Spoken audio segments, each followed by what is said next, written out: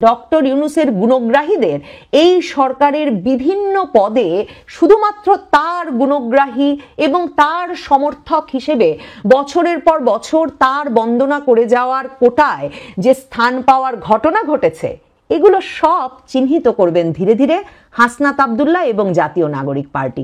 ফলাফল হবে দুটো, একটি হতে পারে ডক্টর ইউনূসের চাকরি যাবে, আর ডক্টর ইউনূসের চাকরি খাবেন হাসনাত আব্দুল্লাহ সহ ডক্টর ইউনূসের নিয়োগকারী এই ছাত্ররা। ডক্টর ইউনূসের সময় বোধহয় ফুরিয়ে আসছে। ডক্টর ইউনূসের হয় চাকরি যাবে, আর না হলে ডক্টর ইউনূসের ক্ষমতা ভীষণভাবে সীমাবদ্ধ করে আনা হবে। তার প্রমাণ আমি খুঁজে পাচ্ছি হাসনাত আব্দুল্লাহর কথায়। আপনারা যারা গত আগস্ট থেকে বাংলাদেশের রাজনীতি পর্যবেক্ষণ করেন, আপনারা জানেন বাংলাদেশের রাজনীতিতে হাসনাত আব্দুল্লাহ, এই ছাত্র নেতা, জাতীয় নাগরিক পার্টির অন্যতম মুখ্য সমন্বয়ক এখন, তিনি এককভাবে ব্যাপক ক্ষমতাশালী হয়ে উঠেছেন এবং তিনি যার নাম উচ্চারণ করেন, তিনি প্রধান বিচারপতি থেকে শুরু করে সচিবালয়ের কোনো কর্মকর্তা হন বা কোনো উপাচার্য হন বা যেইখানে যেই পদেই অধিষ্ঠিত থাকেন না কেন, তিনি যদি কারো নাম উচ্চারণ করেন যে ওই ব্যক্তিকে সরে যেতে হবে, তাহলে বুঝে নিতে হবে ওই ব্যক্তি পিনাকি ভট্টাচার্যের ভাষায় জয় বাংলা হয়ে গেছেন। ডক্টর ইউনূসের জয় বাংলা হওয়ার বোধহয় সময় এসেছে। হাসনাত আব্দুল্লাহ দুটো কৌশলে কাজ করেন, সকলেরই যে চাকরি খেয়ে দেন এমন নয়। ফেব্রুয়ারি মাসে সেনাপ্রধান ওয়াকারুজ্জামান সম্পর্কে তিনি যে মন্তব্য করেছিলেন, তারপরের ঘটনা প্রবাহ বিবেচনা করলে দেখবেন যদি বা চাকরিতে কেউ টিকে যায়, তাহলেও সেই চাকরিতে আসলে তার সবসময় প্রাণ ধুকপুক ধুকপুক করতে থাকবে। শেষ পর্যন্ত কয়দিন তিনি টিকতে পারবেন এই নিয়ে টেনশনে, উত্তেজনায়, আশঙ্কায়, উদ্বেগে একরকম ক্ষমতাহীন বিড়াল হয়ে থাকতে হয় ওই পদে আসীন ব্যক্তিকে। কাজেই হাসনাত আব্দুল্লাহ যখন চাঁদপুরের জনসভায়, জাতীয় নাগরিক পার্টির জনসভায় সরাসরি ডক্টর ইউনূসের দিকে আঙুল তুলে স্বজনপ্রীতির অভিযোগ এনেছেন, নিশ্চিত থাকেন ডক্টর ইউনূসের সামনের দিন কঠিন দিন। কারণ হাসনাত আব্দুল্লাহ সহ জাতীয় নাগরিক পার্টির কোনো নেতার মুখে এখন পর্যন্ত কখনো এর আগে ডক্টর ইউনূসের নাম উল্লেখ করে কোনো সমালোচনা, স্বজনপ্রীতি তো দুর্নীতির অভিযোগ, এবং কেন সেটা দুর্নীতির অভিযোগ সেটা তো বলছি, কিন্তু ধরুন স্বজনপ্রীতি বা কোনো রকম দুর্নীতির অভিযোগ আমরা এর আগে শুনিনি। ডক্টর ইউনূসের নাম উল্লেখ করে হাসনাত আব্দুল্লাহ চাঁদপুরের জনসভায় বলে এসেছেন, ডক্টর ইউনূসের স্বজনপ্রীতির সবচেয়ে বড় উদাহরণ স্বাস্থ্য উপদেষ্টা নূরজাহান বেগম। তিনি এসেছেন ডক্টর ইউনূসের ভাই ব্রাদার কোটায়। ডক্টর ইউনূসের গ্রামীণ ব্যাংকে কাজ করা ছাড়া এর আর কোনো যোগ্যতা নেই।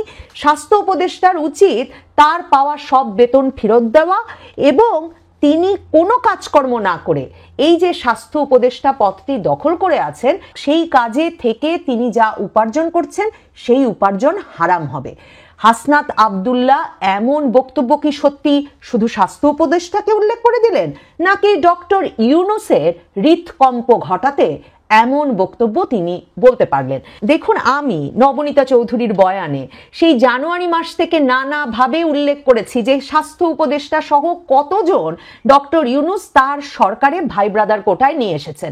বিশেষ করে স্বাস্থ্য উপদেষ্টা কি ধরনের নয় ছয় করেছেন, শুধুমাত্র যে হারাম বেতন নিচ্ছেন তাই নয়, তার মন্ত্রণালয়ে কি ব্যাপক দুর্নীতির মাধ্যমে হারাম উপার্জনের ব্যবস্থা তিনি করেছেন তার নিয়োগকৃত 2 APS এর মাধ্যমে।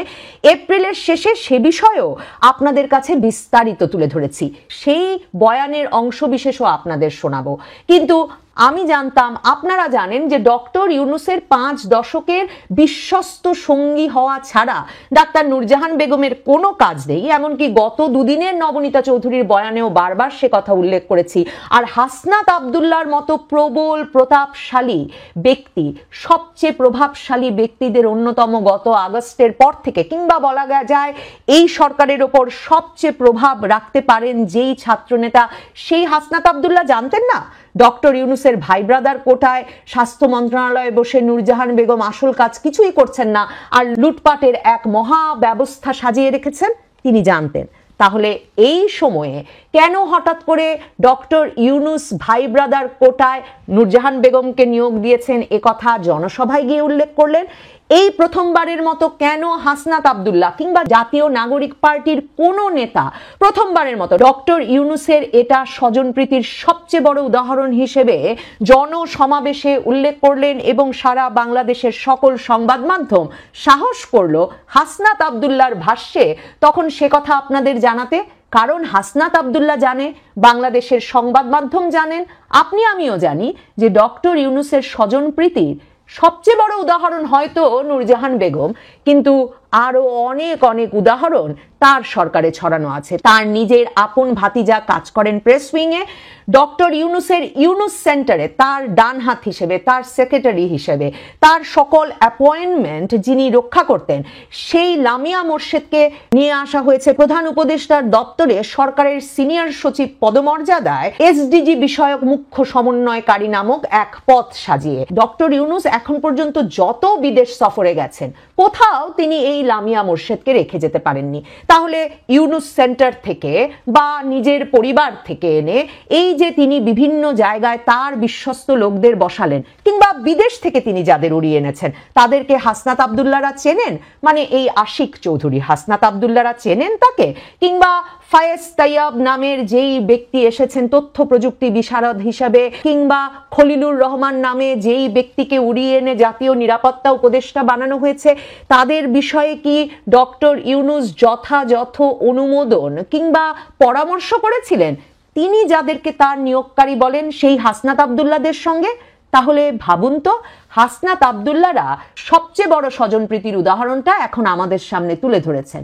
সামনে বড় তালিকা আসছে। ডক্টর ইউনূসের ভাতিজা অপূর্ব জাহাঙ্গীর, ডক্টর ইউনূসের সেক্রেটারি লামিয়া মোর্শেদের সিনিয়র সচিব বনে যাওয়া, কিংবা ডক্টর ইউনূসের গুণগ্রাহীদের এই সরকারের বিভিন্ন পদে শুধুমাত্র তার গুণগ্রাহী এবং তার সমর্থক হিসেবে বছরের পর বছর তার বন্দনা করে যাওয়ার কোটায় যে স্থান পাওয়ার ঘটনা ঘটেছে, এগুলো সব চিহ্নিত করবেন ধীরে ধীরে হাসনাত আব্দুল্লাহ এবং জাতীয় নাগরিক পার্টি। ফলাফল হবে দুটো, একটি হতে পারে ডক্টর ইউনূসের চাকরি যাবে, আর ডক্টর ইউনূসের চাকরি খাবেন হাসনাত আব্দুল্লাহ সহ ডক্টর ইউনূসের নিয়োগকারী এই ছাত্ররা। আরেকটি হতে পারে হাসনাত আব্দুল্লাহ ফেব্রুয়ারিতে যখন সেনাপ্রধান ওয়াকারুজ্জামানের সম্পর্কে স্ট্যাটাস দিয়ে দিলেন যে সেনাপ্রধান নাকি তাকে আর সার্জিসকে ক্যান্টনমেন্টে ডেকে আওয়ামী লীগ পুনর্বাসনের একটা ফর্মুলা দিয়েছে এবং তারপর রাজপথে ওয়াকার না হাসনাত, হাসনাত হাসনাত স্লোগান উঠল, এরপর থেকে দেখুন সেনাপ্রধান ওয়াকারুজ্জামানের গলা নেমে এসেছে। তিনি এক রকমের ভয়ের মধ্যে বাস করছেন। তিনি আজ থাকবেন না কাল থাকবেন এই নিয়ে আমরা ক্রমাগত বিশ্লেষণ করছি। যখন তখন সেনাপ্রধান ওয়াকারুজ্জামানের চাকরি খেয়ে দেওয়ার হুমকি এরপর থেকে ক্রমাগতভাবে বিভিন্ন তরফ থেকে উঠছে। এমনকি আসিফ মাহমুদ, সজীব ভুইয়া সহ মন্ত্রী পরিষদে বসে থাকা ব্যক্তিবর্গ যখন তখন ওয়াকারুজ্জামানের দিকে আঙুল তুলে বলতে পারেন তিনি রয়ের এজেন্ট। তাহলে বুঝুন, হাসনাত আব্দুল্লাহ যাকে ছোয় তার জয় বাংলা না হয়ে কোনো উপায় থাকে না। হাসনাত আব্দুল্লাহ যখন বলেন ৩২ নম্বর থেকে ফ্যাসিবাদের চিহ্ন গুড়িয়ে দিতে হবে, তারপর সরকার, প্রশাসন, আইন শৃঙ্খলা রক্ষাকারী বাহিনী, সেনাবাহিনী তারা নীরব দর্শকের মতো দেখে ৩ রাত ২ দিন ধরে ঢাকার বুকে ৩২ নম্বর মাটির সাথে মিশিয়ে দেওয়া হয়। হাসনাত আব্দুল্লাহ তার নিজের দল জাতীয় নাগরিক পার্টিকেও রাজি না করতে পেরে মে মাসে যখন যমুনার উদ্দেশ্যে রওনা হন যে আওয়ামী লীগ নিষিদ্ধ না করা পর্যন্ত তিনি যমুনার সামনে থেকে সরবেন না, তখন এই সরকারের হৃৎকম্প শুরু হয় এবং তা হাসনাত আব্দুল্লাহর আহ্বানে যমুনার সামনে সেই সমাবেশে এসে যুক্ত হন জামায়াতে ইসলামী, ছাত্র শিবির সহ বাংলাদেশের সকল ইসলামপন্থী দল। সরকার এরপর শেষ পর্যন্ত ২৪ ঘন্টার মধ্যে আওয়ামী লীগের কার্যক্রম নিষিদ্ধ ঘোষণা করতে বাধ্য হয়। হাসনাত আব্দুল্লাহ যে কথা বলেন তা করে ছাড়েন এবং যার নাম উচ্চারণ করেন তাকে জয় বাংলা করে ছাড়েন। ডক্টর ইউনূসের নাম জনসমক্ষে উচ্চারণ করে হাসনাত আব্দুল্লাহ যখন বলে ফেলেছেন যে তিনি হারাম রোজগারের ব্যবস্থা করে দিচ্ছেন আর স্বজনপ্রীতির সৃষ্টি করছেন ডক্টর নূরজাহান বেগমকে উপদেষ্টা বানানোর মাধ্যমে, এর ফলে ডক্টর ইউনূসের বিরুদ্ধে মুখ এখন খুলে যাবে হাসনাত আব্দুল্লাহ সহ ছাত্রদের। দেখুন, হারাম কিন্তু ডক্টর নূরজাহান বেগম শুধুমাত্র বেতন দিয়ে খাচ্ছেন না, আপনাদের এখন শোনাবো। এই বয়ান শেষ করব এপ্রিল মাসের শেষে যে নবনীতা চৌধুরীর বয়ান তৈরি করেছিলাম, যেখানে আমি হাসনাত আব্দুল্লাহর মতোই বলেছিলাম ইউনুস কোটায় স্বাস্থ্য উপদেষ্টা ডাক্তার নূরজাহান বেগম, লুটপাটে ৯/৬ স্বাস্থ্য মন্ত্রণালয়। স্বাস্থ্য মন্ত্রণালয়ে ব্যাপক পরিমাণ লুটপাট তো হয়েছেই, সেই টাকা নূরজাহান বেগমের নিয়োগকৃত এপিএস রাশিয়াতেও সরিয়ে নিয়েছেন। এসব টাকার ভাগ নূরজাহান বেগম তো নিশ্চয়ই পাচ্ছেন। এপিএসরা যখন দুর্নীতি করেন আমরা তো ধরেই নেই যে উপদেষ্টারা বা মন্ত্রীরা সে টাকা খাচ্ছেন, তাহলে ডক্টর ইউনুসের ভাই ব্রাদার নূরজাহান বেগমও নিশ্চয়ই সে টাকার ভাগ পেয়েছেন। আর ডক্টর ইউনুস তার ভাই ব্রাদার কোটায় যে উপদেষ্টাকে নিয়োগ দিলেন, তিনি কি ডক্টর ইউনুসকে কোনো ভাগ দেবেন না? স্বাস্থ্য মন্ত্রণালয়ের উপদেষ্টা হিসেবে নিয়োগ পেয়েছেন যিনি, ডক্টর ইউনুসের গ্রামীণ ব্যাংকে 5 দশকের বিশ্বস্ত সহযোগী নূরজাহান বেগম। সেই নূরজাহান বেগম যে স্বাস্থ্য মন্ত্রণালয়ের দায়িত্ব পেলেন, এ প্রশ্ন তো উঠতেই পারে যে তিনি কোন যোগ্যতায়, কেন, কার সুপারিশে নিয়োগ পেলেন। শুধুমাত্র কি এটাই সবচেয়ে স্বাস্থ্য মন্ত্রণালয়ের মতো একটি জটিল এবং অত্যন্ত গুরুত্বপূর্ণ মন্ত্রণালয় চালানোর তার মানে একমাত্র সক্ষমতা এবং যোগ্যতা কোটা না মেধা? মেধা হিসেবে বিবেচিত হলো ডক্টর ইউনুসের ঘনিষ্ঠতম সহযোগী হিসেবে 5 দশক সময় কাটানো। নূরজাহান বেগম স্বাস্থ্য মন্ত্রণালয়ে উপদেষ্টা পদে নিয়োগ পেয়ে ছাত্র প্রতিনিধি হিসেবে তার ব্যক্তিগত কর্মকর্তা পদে যে তুহিন ফারাবিকে নিয়োগ দিলেন, তাকেও অব্যাহতি দেওয়া হয়েছে। আরো কৌতূহলোদ্দীপক যে খবর এখন সংবাদ মাধ্যমে প্রকাশিত হচ্ছে, তিনি তখন তার ব্যক্তিগত কর্মকর্তা হিসেবে নিয়োগ দিতে রাশিয়া থেকে উড়িয়ে এনেছিলেন ডাক্তার মাহমুদুল হাসান নামে এক লোককে। এই তুহিন ফারাবি এবং ডাক্তার মাহমুদুল হাসান তারা মিলে চিকিৎসক, মেডিকেল কলেজের প্রিন্সিপাল, পরিচালক, উপপরিচালক, সিভিল সার্জন সহ সকল পদে, সিনিয়র স্টাফ নার্স, মিডওয়াইফ, মানে স্বাস্থ্য মন্ত্রণালয়ের কর্মকর্তা কর্মচারী সহ বিপুল সংখ্যক পদে ৯/৬ করে একেবারে খোলনলচে পাল্টে ফেলার জন্য এক একটি নিয়োগ এবং বদলিতে 15 থেকে 25 লাখ টাকা পর্যন্ত আদায় করেছেন বলে এখন যুগান্তর লিখছে ভুক্তভোগীদের সঙ্গে কথা বলে। এবং 5ই আগস্টের পর ঠিকাদাররাও, স্বাস্থ্য মন্ত্রণালয়েও যে ঠিকাদাররা কাজ করে, সেসব ঠিকাদারদের, যেই ঠিকাদাররা পালিয়ে গেছেন তাদের জায়গায় কোন ঠিকাদাররা কাজ করবেন, সেই ঠিকাদারদের নিয়োগে তারা কমিশন বাণিজ্য করেছেন বলে অভিযোগ উঠেছে। শুধু তাই নয়, এমনকি হজ টিমে ডাক্তার আর নার্সদের নাম ঢুকানোর জন্য টাকা নিয়েছেন বলেও অভিযোগ উঠেছে তাদের বিরুদ্ধে। হাসনাত আব্দুল্লাহ এখন এই স্বজন প্রীতি নিরসনে কি ব্যবস্থা নেন সেটাই দেখবার জন্য অপেক্ষা। হাসনাত আব্দুল্লাহ বলেছেন এই সরকার বিপ্লবের আকাঙ্ক্ষাগুলো পূরণে ব্যর্থ হচ্ছে এবং সেই উদাহরণ হিসেবে এই স্বজন প্রীতির উদাহরণ এনেছেন।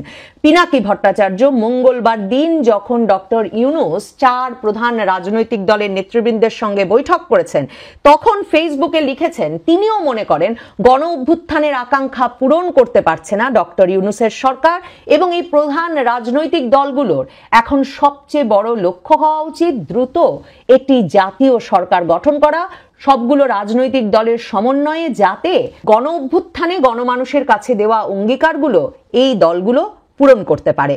পিনাকি ভট্টাচার্য এবং হাসনাত আব্দুল্লাহ বাংলাদেশের রাজনীতি, বাংলাদেশের সরকারের সিদ্ধান্তের মূল সিদ্ধান্ত গ্রহণকারী এই দুই ব্যক্তির কথা এবং মনোভাব মিলিয়ে দেখলে বুঝতে অসুবিধা হয় না যে দুজনেই চাইছেন ডক্টর ইউনুসের ক্ষমতা কমে আসুক এবং ডক্টর ইউনুসের ভাই ব্রাদারদের দিয়ে গঠিত এই উপদেষ্টা পরিষদ কিংবা তার বিশেষ সহকারীদের যে বিরাট মেলা তিনি বসিয়েছেন, সেই রাজত্বের দিন বোধহয় ফুরিয়ে আসছে। আসসালামু আলাইকুম রহমতুল্লাহি ওয়া বারাকাতুহু। সম্মানিত দর্শক, ঢাকা বিশ্ববিদ্যালয়ের যে ছাত্র সংসদ ডাকসু, এই ডাকসু নির্বাচনের তফসিল ঘোষণা করা হয়েছে এবং এই নির্বাচন সরকার যে কোনো মূল্যে করে ফেলবে।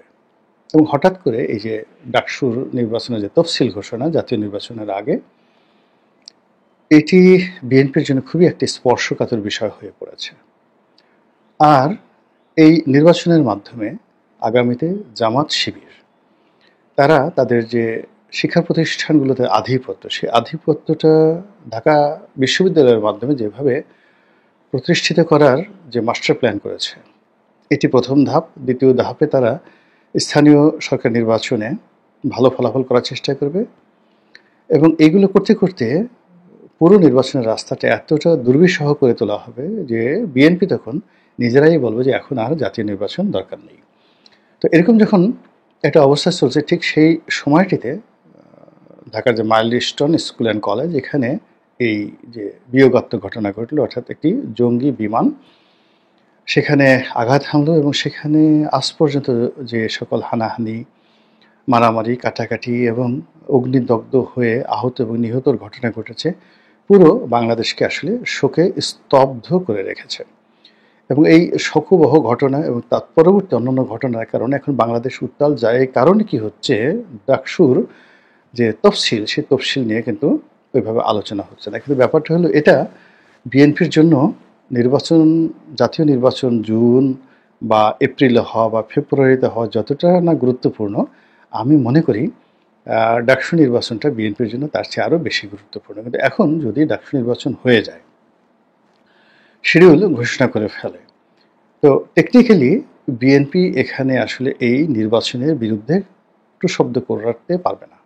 এর কারণ হলো রাকসু রাজশাহী বিশ্ববিদ্যালয়, জাকসু জাহাঙ্গীরনগর বিশ্ববিদ্যালয় কিংবা ডাকসু, এরকম দেশের যে পাবলিক বিশ্ববিদ্যালয়গুলো রয়েছে, এখানে ছাত্র সংসদ নির্বাচন নিয়মিত হওয়া এবং ছাত্রদের মধ্য থেকে নেতৃত্ব তৈরি করা এবং পুরো ছাত্র রাজনীতিকে একটা সিস্টেমের মধ্যে আনার যে দাবি, এটা এরশাদ জমানা থেকে নিয়মিত হয়ে আসছে। তো মাঝে মধ্যে এখানে নির্বাচন হয়েছে, কিন্তু কখনই যারা ক্ষমতাধর বা ক্ষমতাসীন রাজনৈতিক দল, তারা এই সকল ছাত্র সংসদের যে নির্বাচন, তারা সেটা করাতে চায়নি। এর কারণ হলো, আমাদের দেশের ট্রেডিশন, ঐতিহ্য হলো যে ঢাকা বিশ্ববিদ্যালয় সহ অন্যান্য পাবলিক বিশ্ববিদ্যালয়ের ক্যাম্পাসগুলো সবসময় ক্ষমতাসীনদের বিরুদ্ধে থাকে। আর এই সকল বিশ্ববিদ্যালয় যদি বিরুদ্ধ মতের ছাত্র সংগঠনগুলো সংখ্যাগরিষ্ঠতা পায়, তাহলে সরকারের রাজনীতিটা, ক্ষমতাসীনদের রাজনীতিটা খুবই জটিল হয়ে পড়ে। এই কারণে যারাই ক্ষমতায় যায় বা ক্ষমতায় যেতে চায়, তারা সবসময় এই ডাকসু নির্বাচন থেকে নিজেদেরকে দূরে রাখে এবং এই নির্বাচন যেন না হয় সেই ব্যবস্থা করে এবং অস্ত্রের মাধ্যমে, টেন্ডারবাজির মাধ্যমে নিজেদের ছাত্র সংগঠনকে সেখানে শক্তিশালী করানোর জন্য সব রাজনৈতিক দল, ক্ষমতাধর রাজনৈতিক দল, তারা সেখানে প্রভুত্ব বিস্তার করে। তো এই ধারাবাহিকতা ভেঙে আওয়ামী লীগের জমানায় কি হলো, হঠাৎ করে শেখ হাসিনা একটা সেই ডাকসু নির্বাচনের ঘোষণা দিল এবং ওনার সেই ঘোষণার প্রেক্ষিতে সেখানে নুরুল হক নুরু ভিপি হয়ে গেল। তো বলা হয়ে থাকে যে নুরুল হক নুরুকে পরাজিত করার জন্য সর্বশক্তি ছাত্রলীগ চেষ্টা করেছিল, নিয়োগ করার চেষ্টা করেছিল, ভোট ম্যানিপুলেশন থেকে আরও অনেক কিছু যা হয়। কিন্তু শেখ হাসিনা আসলে চেয়েছিলেন যে দেখি কি হয়, মোটামুটি যতটা নিউট্রাল করা সম্ভব সেটা করা হয়েছিল। এবং তখন ছাত্র দল বা ছাত্র শিবির স্বনামে সেখানে আসলে সম্মুখ সারিতে এসে নির্বাচনে জয়লাভ করবে এবং ছাত্রলীগের সঙ্গে ফাইটিংয়ে যাবে, ওইরকম একটা অবস্থা ছিল না। ফলে এখানে কি হলো, নুরু এবং রাশেদের যে প্যানেলটা ছিল ওই সময়টাতে, যারা কোটা বিরোধী আন্দোলনের কারণে বিশ্ববিদ্যালয় খুবই জনপ্রিয় হয়ে পড়েছিল, তারা এখানে বিপুল ভোটে জয়লাভ করে এবং বিপুল ভোটে জয়লাভ করার পেছনে ধরে নেওয়া হয় 90% যে লজিস্টিক সাপোর্ট, এটি জামাত দিয়েছে। আর আমি এখানে ভোট ম্যানিপুলেশন বন্ধ কথা বলছি না, আমি কিন্তু এখানে বলছি 90% লজিস্টিক সাপোর্ট জামাতের পক্ষ থেকে এসছে। ছাত্রলীগের অনেকেও তাকে ভোট দিয়েছে, ছাত্রদলের লোকও ভোট দিয়েছে। ফলে সে যে ওই যে ওখান থেকে ভিপি নির্বাচিত হলো, ভিপি যেদিন থেকে নির্বাচিত হলো সেই দিন থেকে কিন্তু শেখ হাসিনার কপালে শনির দশা শুরু হয়ে গেল। তো তিনি নুরুল হক নুরু প্রথমে শেখ হাসিনার সঙ্গে দেখা করতে গেলেন, শপথ নেবেন কি নেবেন না, দেখা করতে যাবেন কি যাবেন না। পরে পুরো দেশটাই আসলে তখন ডাকসু কেন্দ্রিক ছিল। পরে আবার ডাকসুতে গণ্ডগোল, ছাত্রলীগের সঙ্গে তার মারামারি কাটাকাটি, এবং তিনি যে বেপরোয়াভাবে এগিয়ে গেছেন এই ডাকসুকে কেন্দ্র করে, ফলে আজকের রাজনীতিতে তিনি একটা কে ফ্যাক্টর হয়ে পড়েছেন এবং এখনো পর্যন্ত আবার তিনি সেই জামাতের সঙ্গে রাজনৈতিক একটা ঐক্যে চলে আসছেন। বিএনপির মঞ্চে ছিলেন, সেখান থেকে তিনি এখানে চলে এসছেন। তো কাজেই এখন এনসিপি, নুরুল হক নুরু, গণ অধিকার পরিষদ এবং শিবির একই প্ল্যাটফর্মে, একই অ্যাঙ্গেলে রাজনীতি করছে। তো সেই দিক থেকে যদি ডাকসু নির্বাচন হয়, সেই নির্বাচনে শিবিরের প্রার্থী, এইবার আর শিবির তো পেছনে ফিরে তাকাবে না, তাকে তো আর মারামারির ভয় নাই, কোনো কিছু নাই। শিবিরের প্রার্থী যারা থাকবেন বিভিন্ন পদ পদবিতে হল কমিটি এবং ডাকসু কেন্দ্রীয় কমিটিতে, ধরে নেওয়া হবে যে বেশিরভাগ ক্ষেত্রেই তারা জয়লাভ করবেন। এর কারণ হলো এখনো পর্যন্ত সমস্ত শিক্ষা প্রতিষ্ঠানগুলোতে এনসিপি এবং শিবিরের যারা লোকজন তারা যে সুবিধাজনক অবস্থানে আছে ওই অবস্থানটা বিএনপি তৈরি করতে পারেনি, এবং ছাত্রলীগের যাদের ফেসটা এখনও মানুষজন চেনে না, তো সেই ছাত্রলীগের যারা নেতাকর্মী তারা কিন্তু বেশিরভাগই শিবিরে ঢুকে গেছেন। যেভাবে শিবির ছাত্রলীগে ঢুকে গিয়েছিল, এখন সেটা ইন্টারচেঞ্জ হয়ে গেছে। তো ছাত্রলীগ প্লাস শিবির তাদের যে ভোট, তার সঙ্গে সঙ্গে আবার সাধারণ ছাত্রদের ভোট, সেটা এনসিপির ব্যানারে হোক বা গণ অধিকারের ব্যানারে হোক না কেন, এগুলো মিলিয়ে ডাকসু নির্বাচনটা শতভাগ শিবিরের পক্ষে থাকবে এবং এটি বিএনপির জন্য একটা চপেটাঘাত হবে। তো সেটা বিএনপিকে এরকম একটা চপেটাঘাত দেওয়ার জন্য যারা বিএনপি বিরোধী শক্তি, সেটা সরকারের মধ্যে থাকুক বা সরকারের বাইরে থাকুক, তারা প্রাণান্ত চেষ্টা করে যাচ্ছে এবং করে যাবে। এবং এটা যদি হয়ে যায়, ডাকসুতে যদি তারা সফল হয়ে যায়, যেখানে বিএনপি আসলে বাধা দিতে গেলে, বিপক্ষে কথা বলতে গেলেই জনগণের তারা বিরাগ ভাজন হয়ে পড়বে। তো সেখান থেকে যদি তারা যাকে বলা বিএনপি শিবিরের কাছে পরাজিত হয় ডাকসুতে, এই পরাজয় বিদ্যুৎ গতিতে ছড়িয়ে পড়বে এবং সরকার আনন্দ পেয়ে যাবে, মজা পেয়ে যাবে, শিবির জামাত তারাও মজা পেয়ে যাবে। তারা সারা বাংলাদেশের অন্যান্য যে সকল বড় বড় স্কুল কলেজ রয়েছে সেখানে তারা প্রভাব বিস্তার করবে। এইভাবে যদি অন্ততপক্ষে 400-500 বড় বড় শিক্ষা প্রতিষ্ঠানে তাদের যে ছাত্র সংসদ নির্বাচনে জামাত, শিবির এবং এনসিপি তারা তাদের কর্তৃত্ব বজায় রাখতে পারে, তাহলে পরবর্তীতে যদি স্থানীয় নির্বাচনে সরকারকে তারা বাধ্য করতে পারে, তাহলে ওই একটা উপজেলাতে যে কলেজটা রয়েছে সেই কলেজের ভিপি জিএসের কিন্তু ওই এলাকাতে নিদারুণ একটা গুরুত্ব রয়েছে। তো তার সংগঠন নেই, কিন্তু সে 20-25টা হুন্ডা নিয়ে অমুক কলেজের ভিপি, গলাচিপা কলেজের ভিপি, পটুয়াখালী কলেজের ভিপি সে মুভ করছে।